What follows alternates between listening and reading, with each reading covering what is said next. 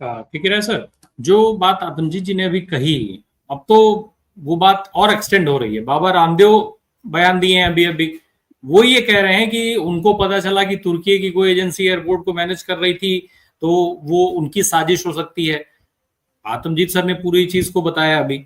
तो आतंकी साजिश हो सकती है, वो तो ठीक है, इसकी जांच होनी चाहिए, ये भी ठीक है। सरकार का कोई व्यक्ति क्यों नहीं बोल रहा है? सरकार के जो ऑफिशियल्स हैं वो ये सवाल क्यों नहीं उठा रहे हैं? प्रधानमंत्री नहीं उठा रहे हैं। अमित शाह साहब तो पहले उसको एक्सीडेंट डिक्लेयर कर चुके हैं, बाकायदा वो तो कह चुके हैं कि एक्सीडेंट है। जो सिविल एविएशन मिनिस्टर हैं नायडू साहब, वो एक बार भी इस एंगल पे बात नहीं कर रहे हैं। इसके अलावा किसी भी ऑफिशियल ने अभी तक सवाल नहीं उठाया। तो आखिर सरकार के या जिम्मेदार लोगों को इस एंगल पे सवाल उठाने में क्या दिक्कत है? क्यों बच रहे हैं इससे? सबसे पहले तो मैं पब्लिक इंडिया के इस सम्मानित मंच से उन सभी लोगों के आदर पूर्वक स्मरण करता हूं, उनको हार्दिक श्रद्धांजलि देता हूं जो अपनी जान गंवा बैठे इस वायु दुर्घटना में, चाहे वो क्रू मेंबर हो, पायलट्स हो, यात्री हो या मेडिकोज हो, मेडिकल के जो छात्र हैं, और उनके परिवारों से हम लोगों का संवेदना व्यक्त करते हैं। मुझे एक चीज नहीं समझ में आई, एक बार अभी झारखंड के जंगलों में कोई एक रेल एक्सीडेंट हुआ था, तो एक वीडियो चला था जिसमें कि छत विक्षित लाशें पड़ी थी, जानवर तक उसको घसीट रहे थे, कोई इंतजाम नहीं था, दुर्गम इलाकों में वो किसी तरह की मदद नहीं पहुंच पा रही थी। और हमारे रेल मंत्री अश्विनी वैष्णव गॉगल्स, रेबैन का चश्मा पहने मोटरसाइकिल पर स्मार्ट बॉय की तरह से घटनास्थल पर रवाना हो रहे थे। घटनास्थल पे वो गए, वो नहीं दिखाया गया, रवाना हो रहे थे सज धज के साथ। तो अब पूरा जो ऑप्टिक्स था वो रेल मंत्री के स्मार्टनेस को, उनके रेडीनेस को, उनके खूबसूरती को उभारने का था, न कि उन बेसहारा लाशों का था जो झारखंड के जंगलों में बिखरे हुए थे। इस बार देखिए, हम इतना आप लोगों ने इसको क्रिटिसाइज किया, बौद्धिक समाज से लेकर मीडिया तक, कि लगा कि सरकार की तरफ से कोई एक एडवाइजरी जारी होगा कि संकट के काल में जो है इस तरह का प्रदर्शन ठीक नहीं। क्योंकि आपको याद है कि बॉम्बे में जो हमला हुआ था, उसमें जो हमारे मंत्री जी थे, केंद्रीय मंत्री, उन्होंने 2 या 3 बार सूट बदली थी और शाम तक उनका इस्तीफा ले लिया गया और सारे मीडिया ने सवाल पर उनकी छीछा लेदर कर दी। इस बार क्या हुआ, हमारे प्रधानमंत्री, उनके लिए मलबा तक नहीं हटाया गया। वो जो उनकी एक तस्वीर है मीडिया में आ रहा है, सोशल मीडिया में, कि 40 कैमरामैनों की ड्यूटी थी, मैंने नहीं गिना, ये वहां के लोग गिन रहे हैं। एक फोटो जो ऊपर ताक रहे हैं और वो मलबा जो है हॉस्टल के ऊपर का, जो एक पंख जो जहाज का या एक हिस्सा, जानकार बता रहे हैं कि कोई कैमरामैन लेट के खरीद की जा बाकायदे पोजीशन उस फोटो के लिए दिया गया है। तो ये आपदा में अवसर हमारे प्रधानमंत्री वहां पर फोटोग्राफिक इवेंट बनाने के लिए वो कर रहे थे, और ये हमारे गृह मंत्री कह रहे हैं कि दुर्घटना तो होता ही रहता है। मतलब ये कुदरत का कमाल है, ये प्रकृति और प्रारब्ध की मजबूरी है कि दुर्घटनाएं होंगी। क्या बोइंग विमान के मालिक, वो कंपनी भी ये कह सकती है कि दुर्घटना होती रहती है? क्या एयरबस की कंपनी का मालिक जो बोइंग के बराबर वायुयान बना रहा है, वो कह सकता है कि दुर्घटनाएं तो भाई पार्ट ऑफ द नेचर है, इसको हम नहीं रोक सकते हैं, इस पे जांच करके भी कुछ नहीं निकाल सकते? असली चीज ये है कि ये इस दुर्घटना ने कारपोरेट को कटघरे में खड़ा कर दिया है। ये अलग बात है कि इसी दुर्घटना के बहाने आदरणीय पाठक जी जो बता रहे थे कि देश को पहली बार नागरिक उड्डयन मंत्री के नाम का पता चल गया।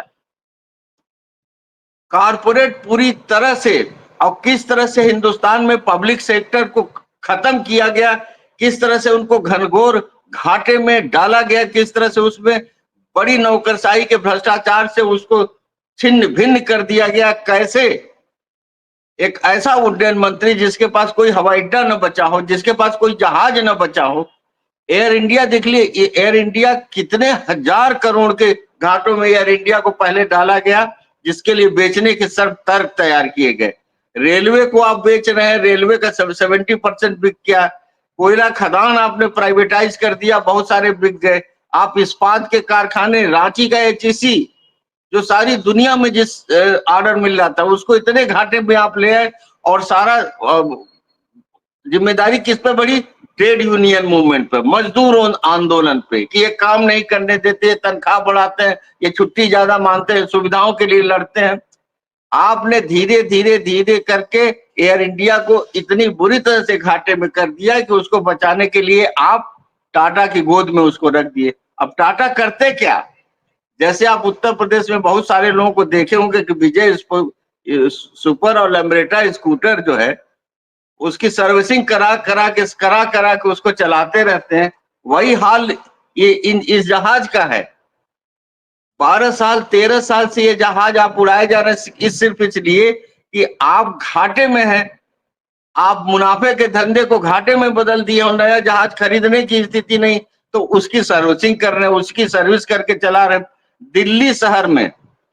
दिल्ली शहर में कोई भी कार नियम है, और हिंदुस्तान भर का वो नियम बनना चाहिए, नहीं बना, कि 10 साल से ऊपर के जो लाइसेंसेस है कार के, उस कार को आप नहीं चला सकते हैं। तो कार पे ये लागू है, तो हवाई जहाज का नियम है, जितने भी, आज तो प्राइवेट हो गया, 5 साल से ज्यादा कोई जहाज नहीं इस्तेमाल करता है। भारत में भी जो प्राइवेट एयरलाइंस हैं वो भी 5 साल से ज्यादा अपने जहाज नहीं उड़ाते, 5 साल बाद जहाज बदल देते हैं। इनका क्या हाल है? और उस पे भी देखिए, उस पे जो सबसे बड़ी समस्या है, जो directorate of training and licences का बयान है कि हम पायलट नहीं तैयार करके भेज रहे हैं, क्योंकि जो कमर्शियल पायलट होता है, जो इंटरनेशनल उड़ानों पे जाता है, उनको अतिरिक्त ट्रेनिंग देनी पड़ती है। तो भारत में उस पायलट्स की कमी है, और यही नहीं कमी है, जरा सा एयरक्राफ्ट मेंटेनेंस इंजीनियर 72% जो है इनकी सीटें कम है। एयरक्राफ्ट मेंटेनेंस इंजीनियर की कुल जो 129 सैंक्शन पोस्ट थे, जिसमें 92 पोस्ट खाली है। तो जिस देश में एयरक्राफ्ट मेंटेनेंस इंजीनियर के 72% पोस्ट खाली होंगे, उस देश में आप आतंकवाद को खोजिए, उस देश में भागवत गीता और हनुमान चालीसा ढूंढिए कि लोहा गल गया लेकिन हनुमान चालीसा सुरक्षित है। उस देश में आतंकी, तो ये सारी चीजें, तो जो इंफ्रास्ट्रक्चर में कमी है जब तक, और इंफ्रास्ट्रक्चर में इसलिए कमी है कि ये कारपोरेट को देने के लिए उसको इस गर्त में ढकेल रही थी सरकार। आज जो झूठ बोल रहा है अमित शाह, इसीलिए कि ये फांस जो है, आतमजीत सिंह जी ने कहा कि ये गले में फंसने वाली अडानी के, कि तुम्हारा मेंटेनेंस का, एयरपोर्ट के मेंटेनेंस का क्या काम है? फ्लाइट ऑपरेटर्स इंस्पेक्टर की पोस्ट खत्म होने जा रही है। जहाज को के मेंटेनेंस का, इसी जहाज के बारे में बताया जा रहा है कि इंग्लैंड से चला तो वहां 4 घंटे डिले था, और उसमें अनुमान लगा रहे थे उसके यात्री की कोई एक टेक्निकल फ्लॉ था इसके अंदर। और मीडिया क्या करी? मीडिया ने तो पहले पायलट को सोचा कि इसको बलि का बकरा बनाया जाए। जो पायलट अपनी शहादत दे दिया, जो जहाज को बचाने के लिए, यात्रियों को बचाने के लिए जो एसओएस कॉल कर रहा है, जिसके पास 800 घंटे से ऊपर का अनुभव है, उसको मीडिया कह रही है कि पायलट ने गलती किया। आप लोगों ने भी बहुत सारे सीनियर पायलट, जब उनके साथ कम काम कर रहे पायलटों के बारे में सुना होगा, किसी ने भी नहीं कहा कि पायलट में कमी हो सकती है 1-8% छोड़ करके। तो ये जो है, ये पूरा का पूरा कारपोरेट के भ्रष्टाचार का नमूना है। और यही नमूना नहीं, हर जगह देखिए जितनी चीजें उड़ रही हैं, भारतीय वायुसेना को देख लीजिए। अभी अभी हमारे सीडीएस साहब ने कहा, और हमारे वायुसेना अध्यक्ष ने भी कहा, 42 फाइटर स्क्वाड्रन की जरूरत है।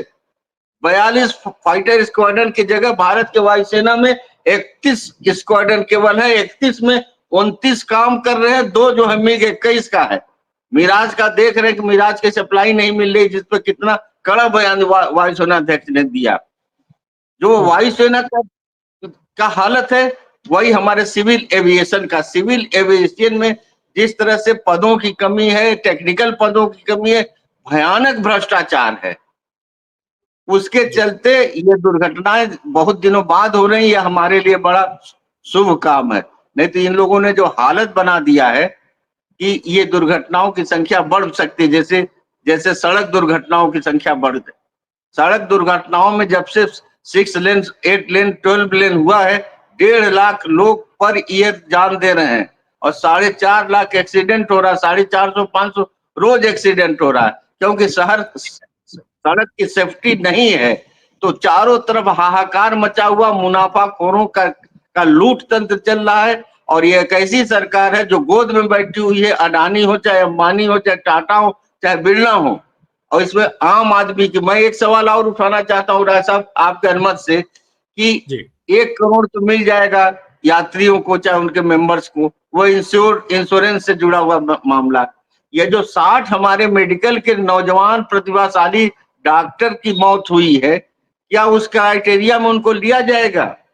क्या उनको भी 1 करोड़ के मुआवजे के दायरे में रखा जाना चाहिए? मैं इस प्लेटफॉर्म से मांग करता हूं कि उनका भी मुआवजा उतना ही तय किया जाए जो हमारे दुर्भाग्यपूर्ण उन यात्रियों का है जिनको अपनी जान देनी पड़ी। बिल्कुल, बिल्कुल।